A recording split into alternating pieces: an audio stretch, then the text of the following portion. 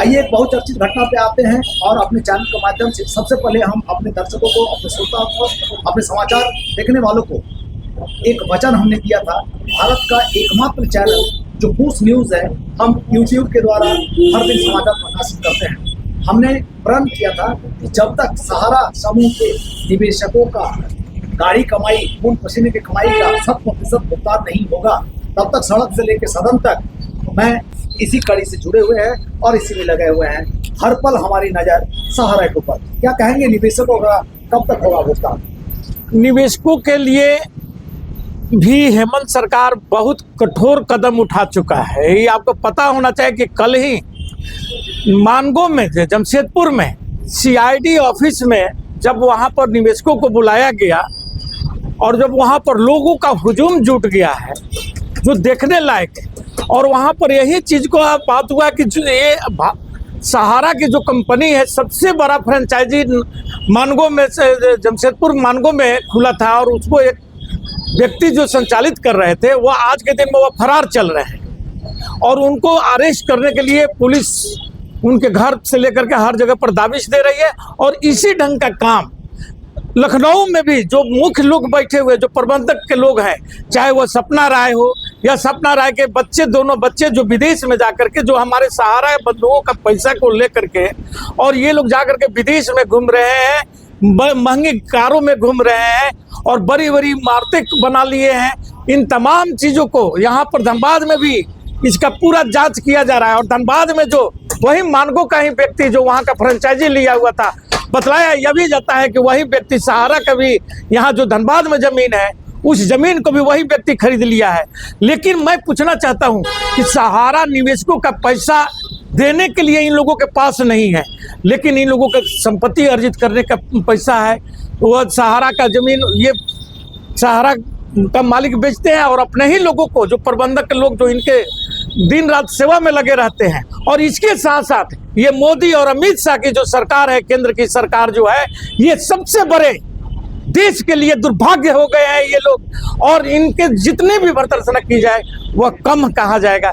और इसके साथ मैं आपको ये बात ला देना चाहता हूँ कि अमित शाह जी जो सुप्रीम कोर्ट से जाकर के 5,000 करोड़ रुपया लेकर के आए और बोले थे ये चुनाव को देखते हुए कि हम चुनाव में देंगे, और चुनाव में लोगों को लॉलीपॉप जो देने का काम किया, और वह भी आज तक उसमें से मात्र 1,000 करोड़ रुपया 1 से 2.5 से 3 लाख लोगों के बीच में वितरित किया गया है, जबकि 4,000 करोड़ रुपया ऐसा ही पड़ा हुआ है, जेटिज पड़ा हुआ है, उनको भी ये लोग वितरित नहीं कर रहे हैं। और सिर्फ लोगों को हर चुनाव में ये लोग लॉलीपॉप देख करके लोगों को रिझाने का, वोट हासिल कर लेना है और सरकार किसी ढंग से बना लेना है, यही इन लोगों की काम रही। इसी का नतीजा है। मान लिया जाए कि केंद्र सरकार का उदासीनता ही और उसका दोहरापन के कारण ही आज वो उपभोक्ता परेशान है और मरने को विवश है। आइए एक बार पुनः हम माधव जी से हम बात करते हैं कि कहीं ना कहीं आप उद्योगपति रह चुके हैं, सिनेमा घर के मालिक, संचालक सब रह चुके हैं और आप संकल्पित हैं। आप कह सकते हैं कि झरिया में सहारा समूह के जितने भी निवेशक है, उसके लिए आपका क्या संदेश होगा? मेरा तो यही संदेश है झरिया में सहारा समूह के व्यक्तियों के लिए, जो इतनी अपनी गाड़ी कमाई जमा करके सहारा में जमा किए पैसा, और पैसा आज तक ना सूद मिल रहा है ना पैसा उनका मूलधन मिल रहा है। तो सरकार से हम तो यही आग्रह करेंगे, तथा जो भी लीगल पॉइंट हो उसके आधार पर, कि सहारा का जो है ना पैसा लेकर और पुनः जो जमा करता है, जो सहारा में जमा किया है गरीब गुरबा आदमी, उसको वापस करे जितना जल्द हो। और केंद्र सरकार से भी आग्रह है कि जितना जल्द हो आग्रह कराए। अगर केंद्र सरकार नहीं कराती है, मोदी की सरकार, तो ये बहुत बड़ा दुर्भाग्य है। चलिए, धन्यवाद है हमारे चैनल में आप दोनों का। और झरिया के कार्यकर्ताओं के लिए एक संदेश है कि सहारा समूह से संबंधित आपके निवेश किसी भी तरह का अगर आपको परेशानी होता है तो आपके समाज से भी, माधव सिंह से भी आप संपर्क कर सकते हैं। और हम वचनबद्ध हैं अपने चैनल के माध्यम से, जब तक आपको सब भुगतान नहीं होगा हम आपके साथ किसी तरह डटे रहेंगे। यहाँ रविरंजन जी कुछ बोल रहे थे। एक और बात भी हम अपने सहारा जमाकर्ताओं को सूचना देना चाह रहे हैं कि लोगों को सबको मालूम होना चाहिए कि झारखंड सरकार जो 3 वादा किया था चुनाव के समय में, उसमें से एक प्रथम वादा जो जितने लोग सहारा के लोगों का मौत हुआ है, चाहे कोई आत्महत्या किया है या कुछ भी किया है, वैसे 120 लोगों को चिन्हित कर लिया गया है और उनकी बहुत जल्द, मतलब कि बहुत जल्द का इस जनवरी में ही हम लोग उनका पेमेंट कराने जा रहे हैं। सरकार के द्वारा झारखंड सरकार से बातचीत खुशखबरी वाली खबर है। चलिए हम अपने चैनल आइए, पुनः स्वागत है हमारे क्रिस न्यूज में। हर दिन की भांति एक नई तरोताजा समाचार के साथ हम रूबरू होते हैं और लोगों के बीच पहुंचते हैं। आज पूरे कोयलांचल की धरती धनबाद में उस न्यूज की एक अलग जगह बन चुकी है और एक अलग जगह है। वजह सिर्फ इतना है कि सच से समझौता नहीं और सच दिखाने में पीछे हटते नहीं। आइए हम रूबरू कराते एक ऐसे शख्सियत से जो किसी जमाने में बहुत पुराने हमारे वरीय कांग्रेसी भी हैं और कुछ लोग जगत से आते थे।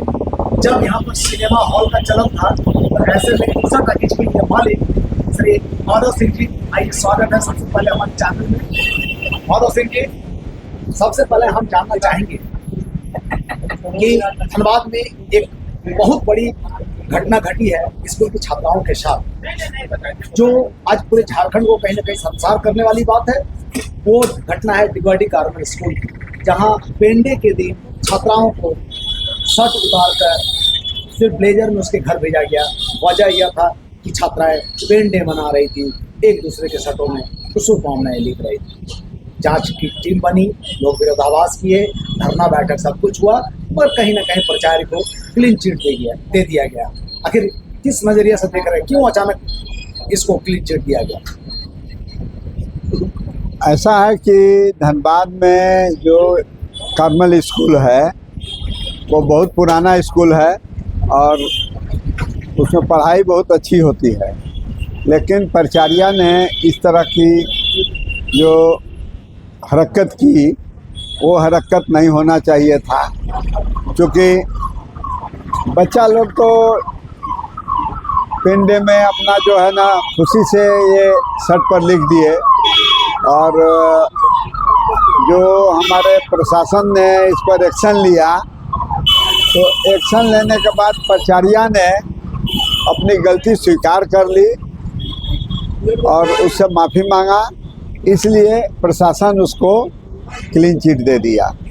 चलिए, बहुत बढ़िया। क्या कहेंगे रविरंजन जी? देखिए, आज हर संवैधानिक संस्थाओं से लेकर और शिक्षा की जो शिक्षा के मंदिर जो बोला जाता है, उन तमाम चीजों में आरएसएस का एंट्री हो चुका है और आरएसएस के सोच के लोग जहां जहां पर जाते हैं वो इस जंग की हरकतें करते हैं। ये लोग कभी इन लोगों को कपड़े से किसी को एलर्जी हो जाता है, कभी ये किसी को घुसपैठियां बतला देते हैं और उसी कड़ी में ये जो हमारे कर्मल स्कूल जो दिगवाडी के कर्मल स्कूल है, वहाँ का जो प्राचार्य थी वह एक बेहद ही जो बोला जा सकता है कि शर्मनाक बात।